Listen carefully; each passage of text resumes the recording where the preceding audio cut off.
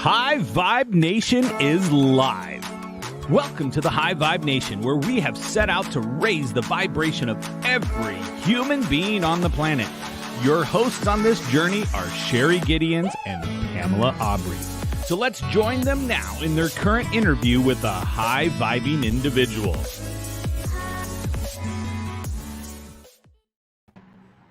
Hello and welcome to the High Vibe Nation, a revolution of love. It's time to raise your vibration and live your highest life now. I'm your host, Sherry Gideons, and this is my co-host, Pamela Aubrey. Welcome, everyone. We're so happy to be here with you this evening, and very happy to have our guest, Dr. Sofie Nubani. DSD-DD is a creatix-and-executive-coach who is dedicated to enlighten executives, entrepreneurs, and the world about the power of a creative mindset. In addition to creativity, she brings in mind-enhancing training and coaching using NLP and emotional intelligence to help her clients and her students positively transform the way they think, work, and live. So welcome to the show, Dr. Sofie. Welcome. Blessings, and I'm very happy to be on your show today. First of all, I love the name of your show. The name already really raises a frequency of a person, and as a certified energy healer, I can really resonate with that. So raising vibration, Woo! One nation of tribe. Here we go. So thank you. Love it. Well, as you know, on this show, we love to talk about being high vibe. So tell us what it means to you to be high vibe. What it means to me is when we are really aligned with our values, our emotional values, our core values, and our pain and gain values. And the reflection or the deficiency in either of these scales really will affect our vibration towards things we do and responses that we have, whether it's challenges or emotions or thoughts. And on a deeper level, they are all embedded in a scale that is framed and we are conditioned to evaluate from. So alignment brings me to my highest frequency and connection to my vibe and connecting with people like you and on your show, because we really attract our vibe, attracts our tribe. Love it. Oh my God. That just listening to you share that, I was so connected to your heart. I could really feel your heart sharing that. So my gosh, thank you so much. That is beautiful. Woohoo! Woo woo!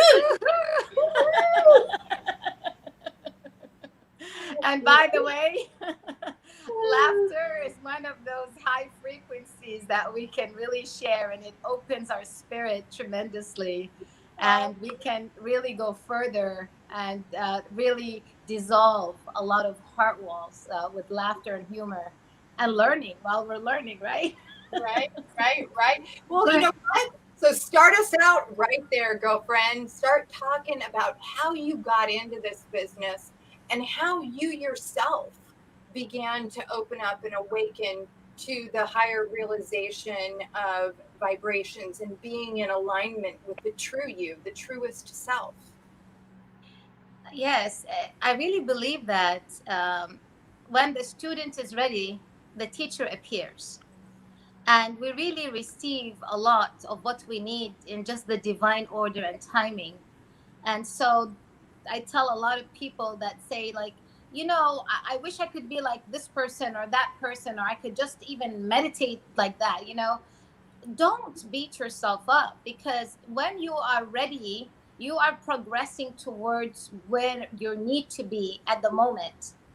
But taking it steps at a time and with easiness, it just, you walk into it, really, because it's inside of each one of us. It's not a big discovery. It's a connection, versus discovering a new thing. It's literally really connecting with what you already have. in more awareness. And I would really emphasize on meta awareness, the awareness of awareness itself. And once we are able to get to that kind of awareness, our meta awareness, and our consciousness is expanded tremendously, not by talking about it, not by just listening to many gurus talking about it and repeating words that they're talking about, but by actually applying it and practicing it, by measuring where you're at. How are you responding? So if I tell you, what do you see right now behind me? You might like, oh, I see a chair, I see candles, I see a book. But once you practice being in that meta awareness, in a zone of that, which maybe not 24/7, but once you're conscious about applying that practice to your life, you're going to see more than just a book, more than just a candle, more than just a chair or a physical human being body. You will start having an expanded perception because of how you're developing your awareness. So I had gradually gotten, and still going until the day we die, you know. I thought at one point, every time I finished a certification, I'm like, yay! Yeah. And then I go study something a little bit different. I'm like, damn, I'm at 0 now. Like, here, go figure, right? So it's a life is a journey, and continued lessons and growth, really part of our experiences and association. So the more experience we allow into our life, and while we are open enough to welcome those experiences, we are also developing an expanded consciousness, because we're having more dots to connect, more ideas, more solutions, more network, more understanding. So what does that develop in a psychology? Confidence, high self-concept and self-esteem. We're not talking about cockiness, right? Right. I know this, I know that, I'm too confident. And then next thing you think you're better than everybody. And then till one person talks about plumbing and you have no clue what they're talking about. And now they're expert in that.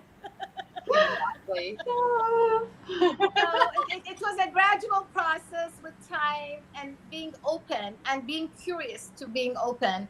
All helped get to this stage where it's that now. It didn't happen overnight, but as a child, I always liked my alone time. So without understanding the art of meditation or understanding what it's even called at that time, coming from a Middle Eastern background, at my age and without the YouTube and the Google and everything we have today, that was a very foreign word to me, but I was practicing it often without knowing what it's called. And so making some space for you to connect with self at a comfortable level. Because when we're comfortable with our aloneness, we really, really progress better in our lives. And not everyone is able to get to that area because of maybe fear or the unfamiliar knowing of self. So once we start really passing that, it becomes very much fun. It's like, when do I connect again with my higher self, with the universe, with all this cosmic, beautiful energy, right? Right. Yes. Well, I love everything that you're saying, but I want to back up just a little bit, because I'd love to hear a little bit about your own journey. You know, obviously, like you said, you didn't really grow up in an environment where you were taught these things. So how did you kind of, you know, make that transformation, and what did that look like? I really, now tracking back while you're talking, my mind went into a timeline backtrack to answer the question. I remember as a child, I was extremely very open and very friendly. I would go on a plane, and my parents will end up knowing the people 5 seats in front and back because of me being around. I visit my uncle when I was 11. He didn't know 9 of his neighbors till I visited for 2 weeks only, playing on the bicycle and talking to people in their backyards and stuff. So I've been that child that you're scared somebody's going to kidnap at one point, because I was very, very friendly and open. I remember going to summer school in Virginia one summer. My sister studied in George Washington University, and we had a summer, we had a condo very close there. So every summer we'd visit. And I went on a hiking trip, and I was only 13, and the next person up was at their 30s. So they actually questioned my parents if do they still want to send me on this trip, because nobody showed up from my age group, and it was already paid, and we just came to the location, and I still wanted to go. I ended up being the most spoiled one in the whole trip, because everybody was, I'm the youngest, everybody's nice, and everybody's trying to make sure I'm okay. And then you start talking, and so I always had this curiosity of asking questions to older people at a young age, because I wanted to know about stuff that they knew that maybe my parents didn't tell me about or expose me to. And I'm like, what are you guys hiding? Let me figure this out. Right? What aren't you telling me? Is this really bad, or you're just trying to be protective here? Stuff Right. like that. So I think the openness was there. And I really believe openness can be good or not, just like anything in life. Curiosity can have its positive or negative effect as well. Eating healthy is great. And then if you're only drinking water all day, then also that could be a problem. So I just believe that the openness part helped me to learn about other people and things more. And the curiosity got me in trouble sometimes, I'll be honest, as a child. Sure. Then all that, you go back and you start wondering, and you start evaluating without understanding what you're doing at that time, because you're so young. Sure. And you're thinking with yourself, and you're asking questions, and you're figuring, So I believe that it was just those little tiny things. I always liked my alone time. My dad always thought I'm going to burn the house one day, because I always had candles at a young age, like 8 and up. I would have my soft music going. So I always, even though my family was very social, and we always had people over, brunches, parties, you name it. My dad was, his lifestyle demanded that kind of outfit to the whole family. But I always needed to escape to my space. I always wanted that soft, quiet, wind down time. And so people thought, because I'm too friendly, I'm extrovert. But when I did my psychology test in personality, I was an extrovert introvert. And that was kind of surprising for a few of my very close friends. And that's the part that I really need my space and alone time, because I love to study, I like to learn, I like to read, I like to listen. And those, you can't really be distracted. And if you're too much out, it's hard to prioritize your attention at that way. So that's kind of a little of the backstory on that, I would say. It's funny that you say that, because it brought up a memory on my own timeline. I remember being 5 years old, and I had met this older lady who was a family friend. And back in the day, there used to be this really well-known restaurant called Sambo's. And one day, I love this lady, and I was so curious that I literally, at 5 years old, walked to this restaurant, and she was a waitress there. And, I was talking to all the people in the restaurant, so curious and all of that. And my parents, of course, were freaking out, couldn't find me, didn't know where I was, called them, and I remembered when they found me, because when, at the restaurant, they called my parents eventually. But when they found me, they were so mad and angry. And one of the things they did was they told me that I needed to stop being so curious, and that I needed to, they were very upset. So I guess my question to you is so it reminds me so much of myself.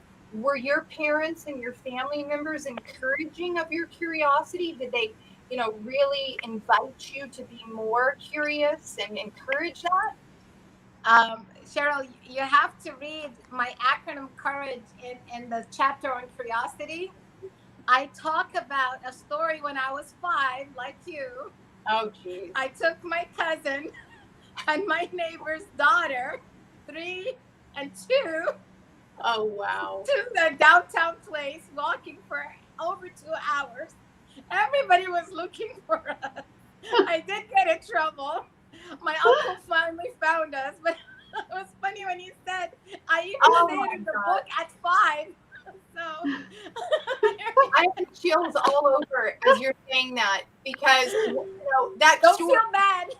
oh my God, what a trip. That is too funny. No, exactly. And look, you're now curious. You want to find about other people's lives and help other people find them. And, you got to where you're at because that curiosity, it takes courage. Yes. And it really distracts you. If it's in a good way, it's a good distraction, truly, in a positive way. So my parents, I would say, they're on a medium level because my mom was very protective. If I'm on the bicycle stopping at my friend's house, she'd be calling my friend that did I arrive yet or not. Okay. So my mom was very protective, and for her, it wasn't like she's diminishing any of that, because she was always encouraging education, but she was always protective, like, hey, somebody's going to kidnap my daughter because she's too friendly, but yeah. Well, so now I'm dying to know. So how did that curiosity lead you in the direction that you went? Because obviously, this was kind of unfamiliar territory, and then you ended up in the United States. So I have to hear this story. Yes. So curiosity. Well, remember I told you that's one thing. I really love travel a lot, and I really recommend traveling in your mind and in your soul journey and in your physical body. They are all very important and companions to our journey. They're really very beneficial. So I grew up traveling. So I didn't know anything different because that's how I grew up. So for me, vacations was not a luxury. It was a lifestyle. Every month, every year, we took a month vacation out, and depending where we lived, but we would take and usually come to the States. So I've been coming to the States at a very young age before moving here as a, permanent. And, I lived in different parts of the world. I lived in Cyprus. I lived in Oman by Dubai. I lived in Morocco, and I lived in Orlando, Florida, for the longest of my life at this point. And I had always been a person who likes to learn about things that I'm interested and passionate about. Mm-hmm. And the ones that I'm not very interested in, I'd ask about. And if I don't feel that, if it starts getting boring or frustrating, I'll just get the general idea of it. And I'll just go to what's pulling me in more, because I find that I become more vibrant to others in that area when I'm in that space.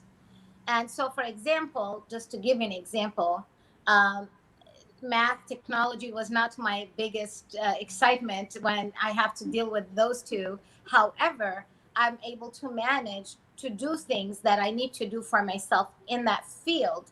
But then I excel in psychology, in energy, in mindset, in creativity.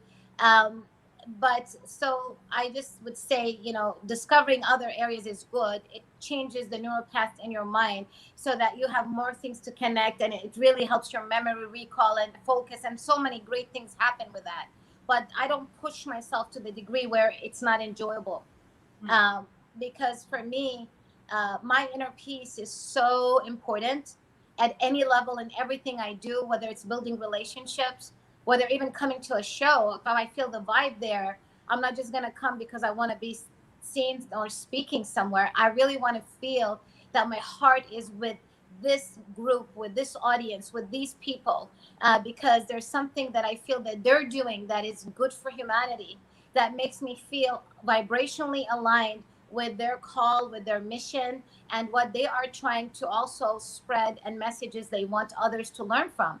And I've been in that way, and everybody has a different scale of doing things. That worked for me for grounding. my emotions, and also my focus and center. So curiosity is very important because we've become very incurious as a society, and we've been becoming more trained to be working at a default mechanism for any operation that we're doing. So once you go to a new job, they teach you what they teach you. You'll learn it, you master it, and you skill at it. Now you don't want to do nothing else. You're even scared to do anything else because it's not familiar anymore. This is what you know good, but you're not even becoming creative at that, because even in that field, there's an expansion. There's more innovation that come out of it if you're curious enough to tap into what else, what if, how, when. Then all these questions, higher order questions, are going to attract higher and more focused leaders in your life and journey. And this is why it's vital that we surround ourselves with the environment that is supportive for our growth, in humbleness, to being there for those that need us in any level of life. But for your own growth, you got to be challenged enough for you to continue to grow and prosper.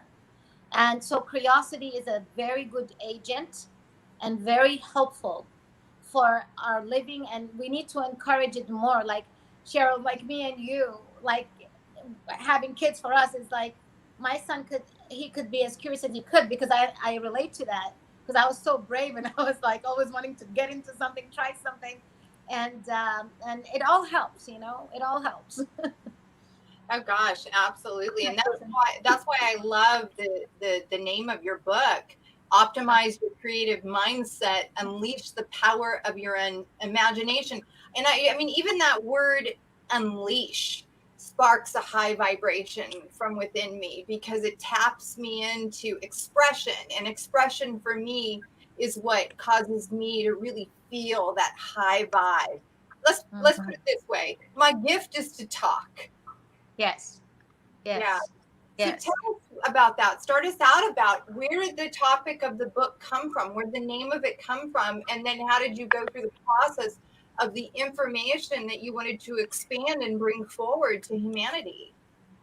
Well, just to back a little bit on what you were talking about, Yeah. how you connected to the word unleash. Yes. Because if one of your values, emotional values, core values, is freedom, then that word is gonna so resonate with you 10 times more than somebody else. Okay. So there are certain words that, and it's funny because me and Dr. Bob were just talking about something he was mentioning, because he's writing his book as well on a few different books, I guess. And he was talking about that specific thing about words, and how really they do influence our mood, our thoughts, our attitude, our response. So words are very magical. And the more you can use them effectively, they are going to be more powerful and help you to manifest an abundant journey on many levels. Thus, the concept of vision board and goal setting, it has to be tied to an emotion, because what it is, it's our senses, right? Everything that we do is a reflection of how we felt about something, and then how we're projecting it out in our action and behavior. And therefore, we have to try and connect with empowering and encouraging words that are going to lift our spirit and motivate our actions in a positive way. And that is not to discount the negativity, because go ahead. No, it was your side. I'm sorry. Yeah. So I was saying it doesn't discount the feeling of any negativity or heaviness. We have to validate every space we're in. But when we train the mind and optimize a creative mindset, optimize that, and it becomes a way of applying ourselves into our day, then we are going to become more by default solution oriented than worrying about what's causing the heaviness. And immediately there's a shift of energy right there. Immediately. Yes. Talking about the title, you asked about the book title. Yep. Cheryl, is exactly that. And that was just before the pandemic happened altogether. It was in September when I started writing. And I was looking at different platforms and reading things, and not saying in general, but I noticed that there's a lot of repetition in one concept. We hear about the law of attraction for a whole decade. It's only the law of attraction, and it's the law of attraction, and it's great. And it got embedded with many people, and it's an important thing to understand it. And I believe in the power of it. However, we can't just have one person come up with one amazing idea and surrender to learning from there and never challenge or question things that can help us also excel and evolve and have self-transcendence and have those epic moments in our mind and experiences that we create by choices that we are doing. And so the name of Optimize Your Creative Mindset came literally with the idea of having that maximizing and optimizing and magnifying the mind of creativity that would lead to innovation.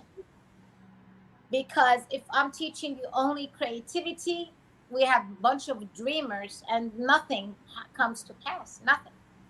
And it's beautiful. It's a good place to be, don't get me wrong. It starts with imagination.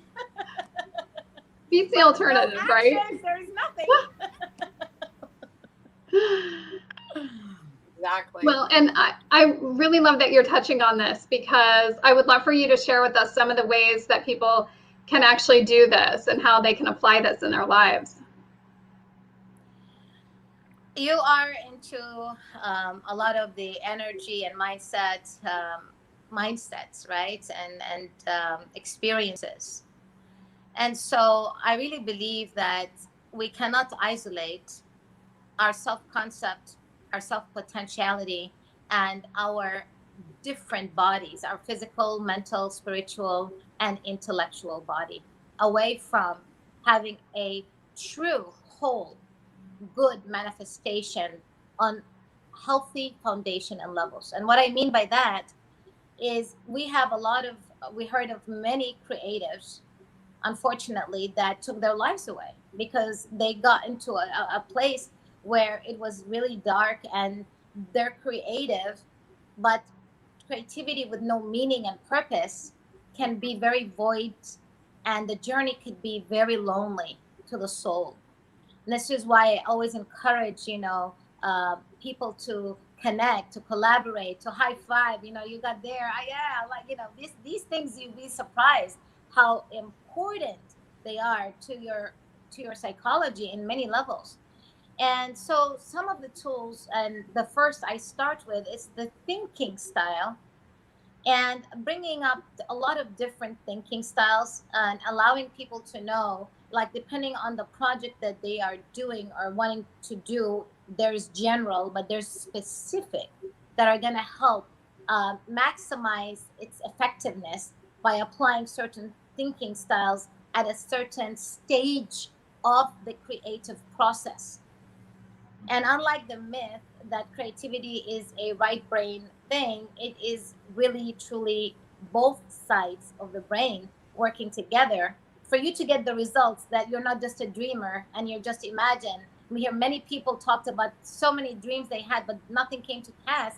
They were just sharing it with their households or neighbors, but there was no action because they weren't able to master the art of conversion thinking, where you have to pick the best solution and take action towards that. And so the practice and the knowing of how to operate, it makes it much easier to manage yourself by managing your thoughts and being aware of it, which is metacognition, the thinking of thinking. Learning and understanding how we learn things, how we can strategize, our ability to comprehend, you know, whether it's what strategy do I have if I'm reading Mihai Csikszentmihalyi's book Flow, for example. I have a notebook for him. I literally, my few psychology books that I studied, they have their authors with their notepads, with their notes, particularly of the highlights that really stood out that I totally was new to me and was a new dot that I was able to connect. And so thinking and metacognition is really important. The thinking of the thinking.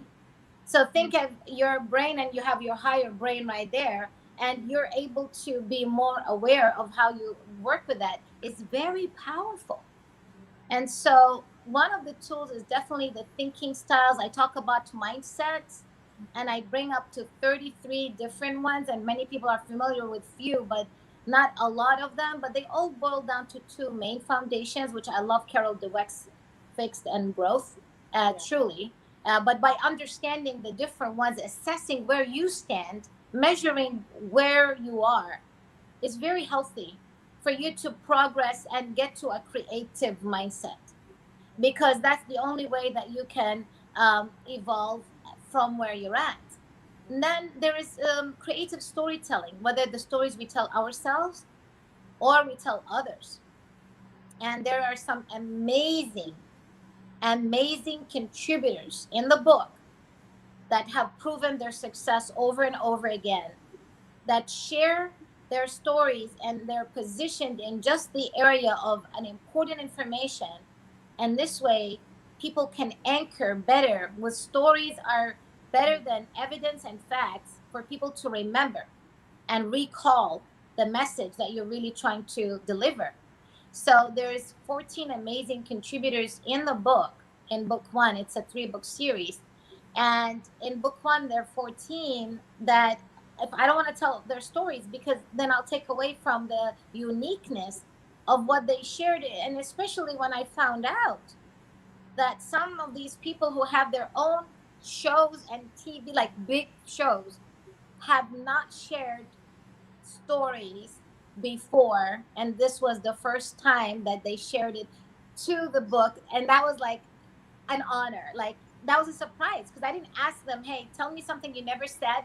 I was just like, this is the topic. I want something, if you have ever experienced, I felt following you and what you do, I feel this is a niche that you're really an expert at, but how that connects to creativity, and how could this really lead to creativity leading to innovation, in, for example, attention, or in risk tolerance, for example, like Chris Allen's story comes in risk tolerance. Dr. Joanne White's comes in attention.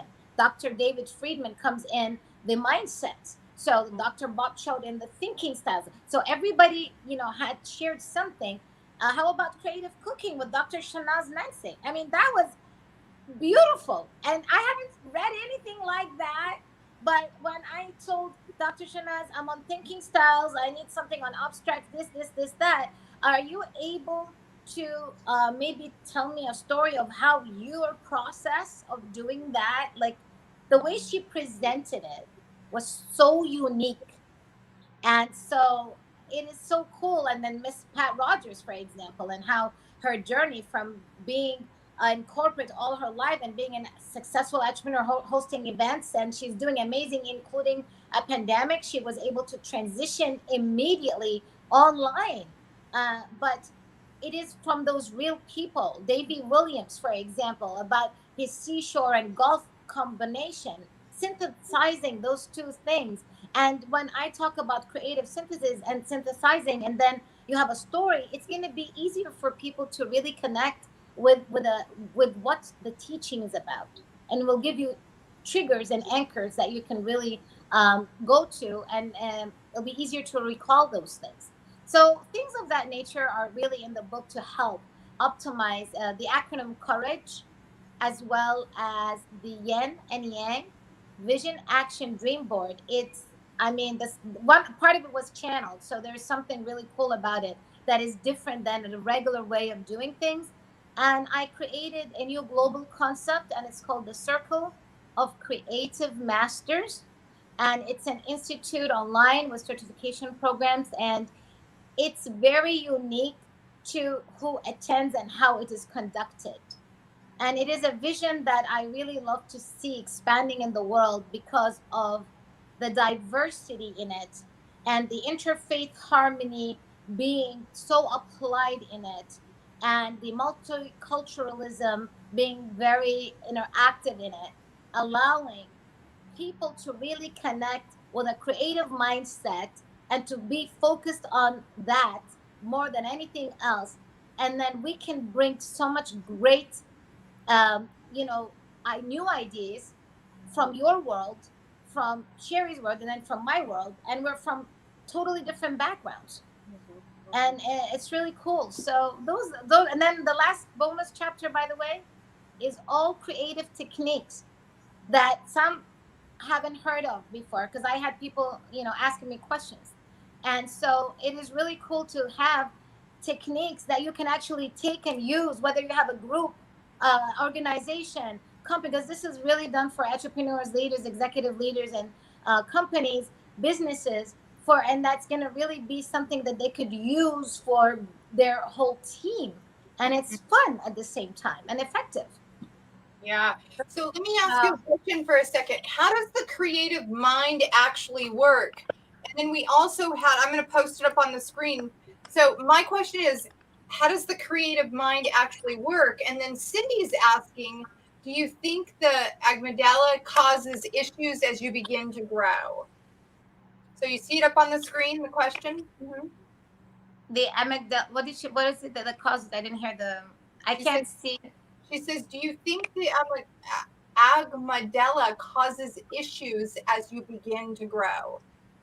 Yes, and it could be positive as well, because some of your really big aha moments come from discovering something that you were so scared to do and did not want to do, but thanks to the amygdala, like, you actually took action. And it's like, jumping in a pool and it's freezing cold. The first 2 minutes, you're gonna, you don't want to go in. But if you go in, it could really refresh you, or you might never want to go again. Everybody responds different. But believe it or not, it could be of such a big, and brain science, and there is parts of the book that actually talks about that particular description, and also the stages of how our brain functions. The basal ganglia, our frontal cortex, our prefrontal cortex, our white matter, everything that we can really charge our brain to perform in those areas. You're having like a Christmas tree light up when you are thinking creative, by the way, when you're anticipating to create, when you're curious. Your dopamine levels, in the beginning, they thought is like when you're doing the thing and you get the end result. And now the studies have shown the anticipation to getting to there actually is part of how the feel-good hormones start working in your body. So imagine all these beautiful things happening while you are in the process of it. And so, yes, the answer, as we grow, things change. Now, there's no brain, like an accident or something like that affected the brain function. Otherwise, yes, it does affect, but it could also affect in a good way and not a bad way. Because even with effective storytelling, part of it, you have to raise the cortisol, because you want to get people curious and wonder. And then the second part, you need dopamine, and then you need oxytocin. So you need empathy, and you need happiness, and bond this together. So the way you deliver the same story could make many people want to listen to it and want to take action to helping. Let's say you have a friend you want to help. They lost their home. And the way you say it, the tonality and the way you're delivering it, you can have 5 people want to help, and you could have a whole nation want to help, just from the way you're delivering the same story. I really love that you're bringing all these things up, because I think one of the things that's happening for a lot of people right now is that they're in fight or flight, and and their bodies are often being flooded with cortisol, and so they're having trouble moving into that space of creativity because that part of their brain has shut down. And so what suggestions do you give them for moving out of that fight or flight, for getting out of that fear, helping reduce the cortisol in their bodies so they can have the kind of creativity and responses that they really want from that space? Also, remember, where you're in that state, you don't have enough oxygen to the brain. You literally cannot operate at your optimal levels. You can, and you can come with creativity based on survival. I mean, think you have a lion chasing you. You're going to think of creative ways to run away, find a way, whatever. Or you could just freeze and stay there. You know what I'm saying? But Right. overall, to the right, delivery to this is that breathe and laugh is a good way to look at it, because what happens, for example, box breathing, Navy SEALs and people that use this swear by it, because box breathing is easy to remember because you count on 4 on the inhale, the exhale, and the pause. So it's easy to remember the numbers, right? But then it's like a box, so you pause on each one of them, and it automatically, you become more coherent, and you're more rhythmic, and you're more connected to even the earth resonance. Like literally, you become a more calmer, and your blood pressure starts dropping, and you start noticing your breath, and you start. So once we have a strategy, what is my tool? What can I go to fast? There is also lip breathing, pursed lip breathing, which is like you're blowing out.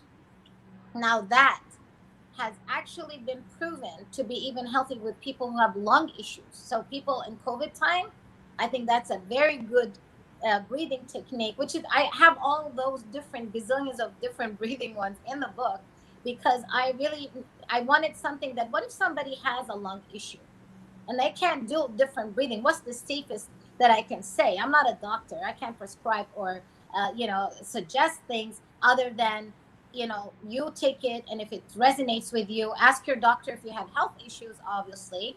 I don't want somebody fainting because they took a deep breath and never woke up because they were practicing lip breathing, blowing on something. Well, my birthday candle did not blow right. And here we go. No, okay.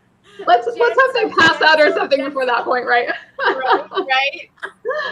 Let's do this process very gently, okay, people? So breathing would be actually a very good start. And think about, everything starts with breath. And the minute you start onto that rhythmic breathing, think about it. Now your heart is becoming more coherent, and now the oxygen is going back. Believe it or not, it's such a great breath work technique to adopt into your daily regimen, just like you would brush your teeth. You can, I like doing it twice a day, and I'm not there sitting in hours and all that. I just make conscious, time for it, because it has helped me a lot, because I do too much. I love co-creating. I love my earthly experience. I'm excited about life. Like, I sleep excited, wake up excited, not 100% of the times, but I could say about 89%, 90%. Like, it's a high percentage for your regular, but because I always get myself in things that I enjoy or I like, or a topic I want to learn about, or I want to co-create something new, or I'm on this with you right now. You see, it's always fun. Like, we can create that magic in our lives with what we bring into it. So breathing is easy to apply. Anyone can do it. You don't have to buy it.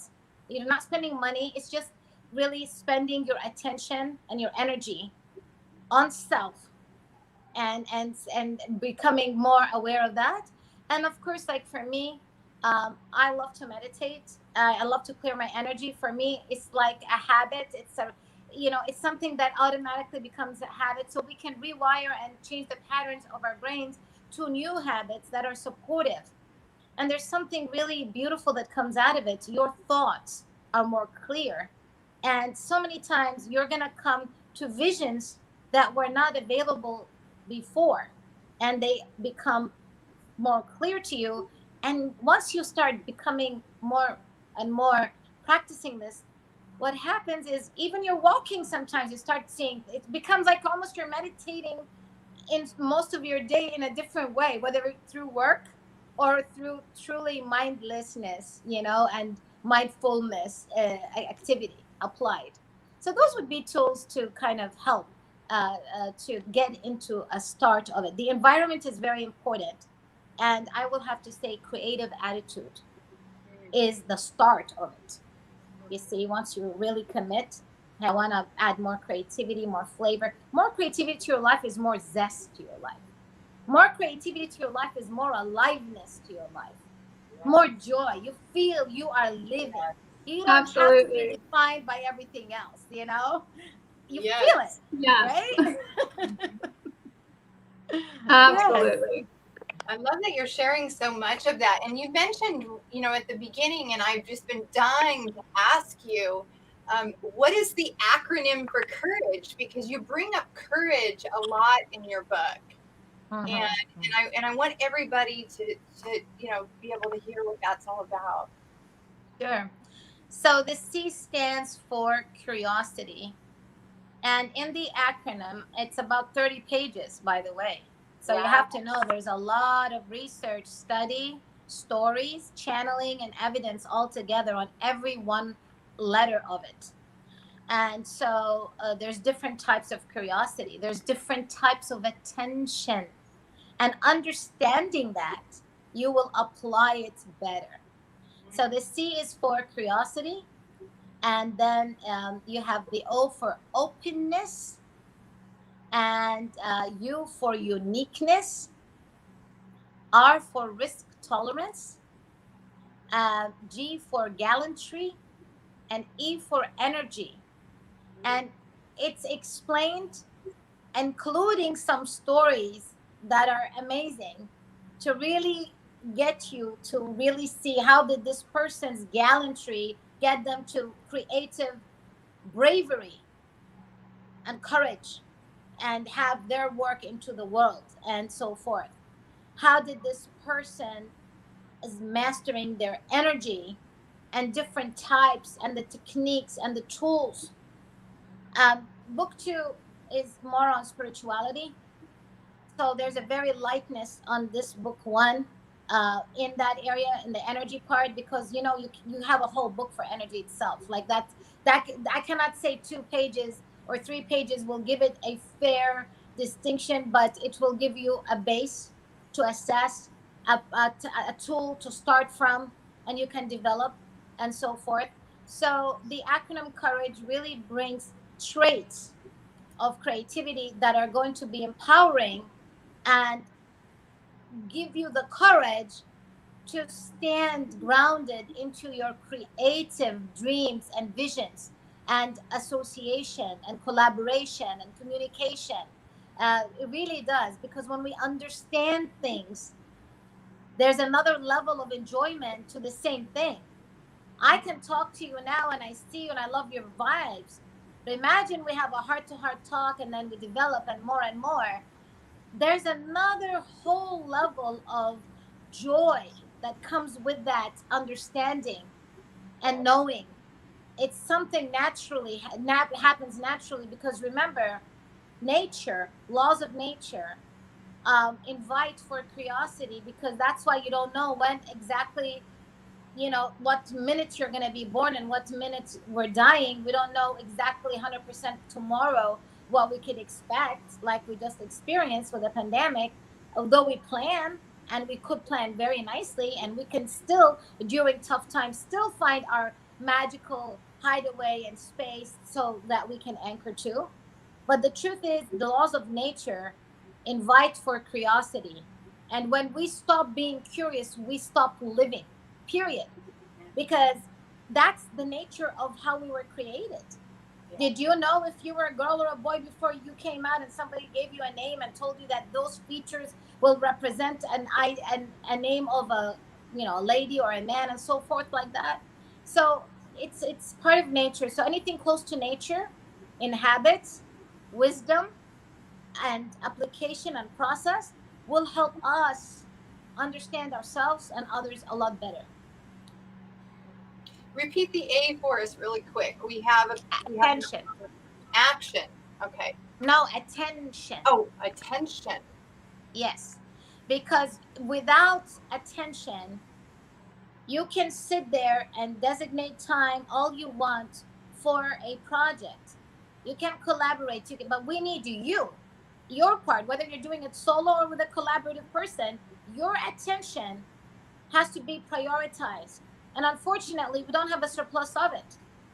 You could be talented, a polymath, and you can be, some people are able to reach more and do more in shorter times, but you still have a time that at a place where you can't. You'll stop focusing, you'll stop recalling, your cognition starts declining, and you're going to need to rest. So how you prioritize your attention, and there's different types of attention in the book as well.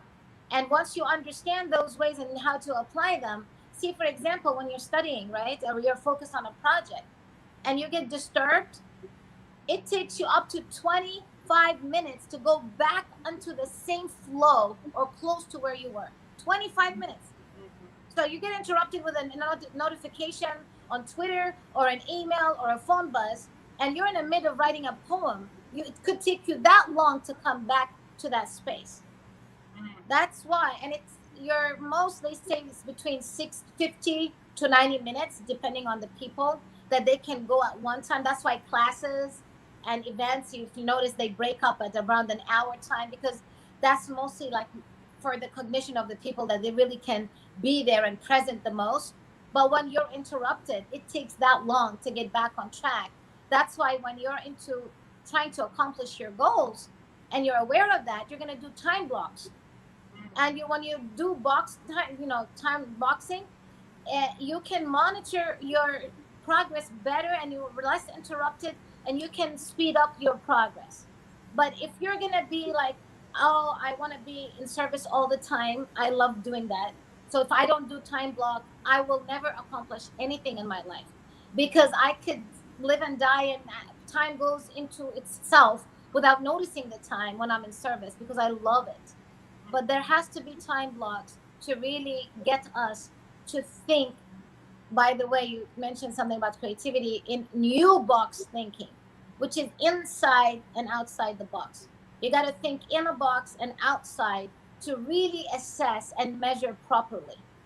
Because when we say think out of the box, and we forget that in the box is your reality, we're not telling you to live in it. We're telling you that you need to measure where you're at, so you can really realistically progress and get to where you're at and understand what's happening, because otherwise the mind cannot process, and you will not be able to heal from things that are bothering you at that moment.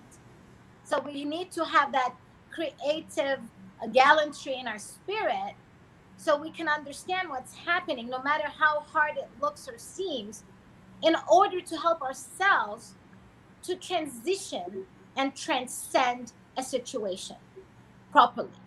So that would be my feedback on that. Love it. Perfect. Listen, this will be like not a live show. This will, like, you know what? We're like talking. This is the longest movie we've ever seen. It's been so much fun. Yes. Blessings. Yes. Yeah, it's just amazing. And I know, we've had so many great comments on here. And, I love Mikey says so fun. And Eric says, we love this show. I mean, it's just so much fun to have these conversations, like you were saying earlier, and to just be in this space where we get to share this energy and we get to share it out with everyone else too. And you guys are amazing. You're doing beautiful work. I've seen a lot of your stuff on Wisdom Cafe, and I'm happy that you share wisdom with the group, because it's all about that. And people don't realize that so many people, I noticed, that they're so afraid of competition, and that person is gonna, you can have 20 people doing the same exact thing, and everybody's unique to their own individuality. And that's part of the acronym COURAGE, is uniqueness. And when you honor your individuality, you have no fear of competition. Right. Because your vibe is unique and beautiful, and it's bringing love and joy and wisdom in what you know from your part of the world and background and teachings and learnings. And so I really like that. And that's, you share your stuff, and you guys Yeah. have a beautiful platform. It's really nice. Well, we appreciate Thank you. you. Absolutely. Absolutely. I wanted to make sure that we touch on this because somebody had asked me earlier, and they said they were looking forward to hearing this part. You mentioned in the book about how do we transform and become an innovator in business. Can you talk on that a little bit? Yes, and it really wraps up everything we talked about. Mm-hmm. For a person to get to an innovative state, it's not easy. Like creativity is the thinking, and innovation is the doing, is the taking action. Like, if we just want to think good, and I want to manifest being in a spaceship and I'm on Mars and whatever, for example, right? That's good and it's healthy. And I say, yes, go for it. Keep that imagination. Open your vortex to that and allow yourself to be connected to this beautiful cosmic intelligence that's going to connect you to what you want to see. But without discipline and positive discipline, you are going to get less of what you could have gotten more of. And just like Oprah once said, luck is preparation, meeting opportunity is really luck. So if you meet good opportunity, but you're not prepared, you can be all the right people, but if you're not providing value to what they need as a service, your luck is gone. So luck is not just luck. There is work to that. And it doesn't have to be stressful work. When we say hard work, maybe you're putting more time, but if something you love, you don't even feel the time as being heavy on your soul. It's enjoyable. Right. But there are things that happen with that. So like Steve Jobs, and this is in the book too, by the way, when he hired for his organization, he would never put the creatives with the critiques. Yet he needed all three different, he needed the problem solvers, the critiques, and the creatives. Why? He said, if you put the creatives with the critiques too soon, they'll be dream killers. Those will never create. They'll never give us the ideas. Yet they will meet, but a different stage of the creative process, so that it leads to the innovation part. So you need a field and you need a discipline. So whatever discipline that you have, and then you have the field to assess and to know that this is useful and people want it, and you get the feedback, right? So to lead to innovation, to answer the question, is that learning the creative process and understanding your creative zone, where it stands, by understanding the thinking styles that you can apply, whether you work better collaborating.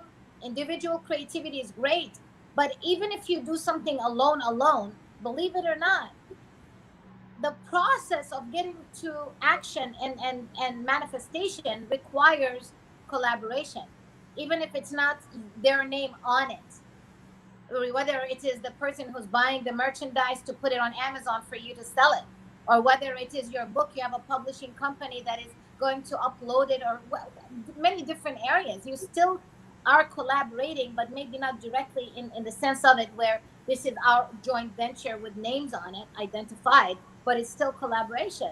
You have to master the art of collaboration, and really, really be selective on who you are collaborating with. Because let's say you did get a product who's who's an expert in that information, and you seek that knowledge versus just assume things, you can save yourself a lot of time and money, because somebody might have already gone through the bad part of it and can give you tips, and then use your own judgment.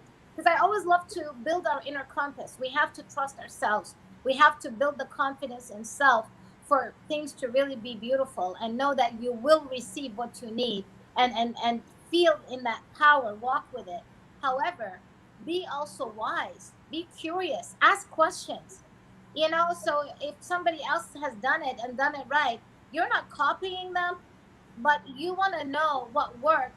And then with your own background, your own world, maybe somebody else tells you something, then you come up with your own way of putting it. And now you cooked a different meal with a different spice, but it's beautiful, and it's, it's needed and people want it. So there's different levels of creatives. There's the mini C's, the small C's, the medium C's, and the big C's. And everybody has that innate creative ability within them. But it's just what level they're on, they're not easy to assess. And there's creativity quizzes in the book that are free that also can tell you where you're at in your creative level, because it really helps when you know where you're at. I mean, Big C, I'm just going to give you a tip right away. It's like Steve Jobs or Einstein and people like that. They're the big C's.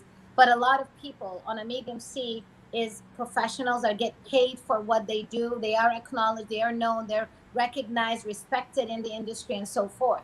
But those things all will help build your creative courage and confidence. And it's very nice when we are able to understand a process towards it. So there's tools that would help, and strategies as well, along with information that you can apply and creative techniques as well. All will help to get you to innovation part. Wow. It's been amazing. You know, the show just sped by and I could just continue to keep asking you questions. But I just, you know, I ordered my book and it said it won't be here until Monday. So I'm super psyched about that showing up and being able to apply these tools. Tell our audience how to get the book. So tomorrow is the last day on promotion on Amazon. It's not on promotion on other platforms like Barnes & Noble, other bookstores, their regular price. But on Amazon, it's on promotion until tomorrow midnight. It's going to still be on promotion. And that's just, you know, it stayed one of the longest promotions you could have ever heard of, to be honest. It was from my book launch till now. Only because there are countries that are $1 there is like $10 to them. I've had people on LinkedIn, on Twitter, text me telling me your book is costing $47 to them. And I felt, I'm like, okay, well, get the Kindle, okay? But I mean, then I've just felt in my spirit, because of what we're going through, I really want people to be able to tap into their creative zones more and have this message spread and taught wider. So the promotion stayed very long. It's almost about 2 weeks on that one promotion, by the way. So wow. It doesn't even, when I say part of it goes to mental health, but that one, there's nothing I could take because it's simply their cost for printing, literally. It's a donation. So it's a gift. And so, yes, till tomorrow, it's on Amazon.com. I could put the link in the comments for those who are interested. And then on many other platforms, it's a large distributor. There's people living in countries that Amazon doesn't deliver to, and they have other platforms. So when they Google the name, they can go to that and optimize your creative mindset and be able to grab a copy of that. And you guys, your reviews help a lot, okay? Well, I have it posted up here too from your website on the screen at www.sofienubani.com/book. I have that up on the screen as well. Blessings. So how else can people get a hold of you and communicate with you? I'm almost on every social media platform. So Sofie Nubani, SOFIE NUBANI. You're gonna see it at Dr. Sofie, like on Twitter, on LinkedIn, on Instagram, on Facebook. I'm here. They can reach me on Messenger. I've reached my 5,000. You know, because of Facebook, they give you a limited time numbers, but people can follow. A lot of my posts are public. My phone number. Reach out, ask questions, no problem. Just give me at least 24 hours to respond, because sometimes it does get a lot of messages, and I want to make sure that I attend properly with focus and full presence for you. And it's 407-754-5811. And I guess sofienubani.com. There you go. Awesome. Well, I put that up on the screen as well. And so people can get a hold of you that way as well. I put up on the screen www.sofienubani.com. I put your book, www.sofienubani.com/book, and your phone number, 407-754-5811.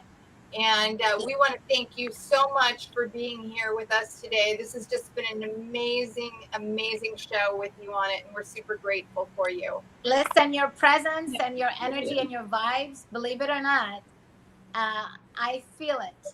So it's such an honor, and I'm so happy to have participated and had this beautiful experience and a part of your platform. Thank you so much. Thank you. Thank you. Thank you so much. Pam, go ahead and share with our audience members how to reach us. Of course, you can find us on the web at thehighvibenation.com. You can also find us on Facebook at The High Vibe Nation and on Instagram at The High Vibe Nation.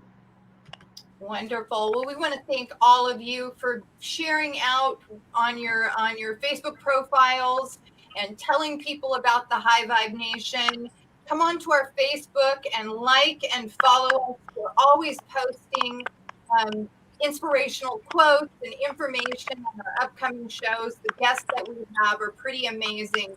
So we want to thank you for all your support. And until Wednesday evening, we want to just wish you a great rest of the week. Thanks, everyone. Thank you. Thank you. Thank you. Good night.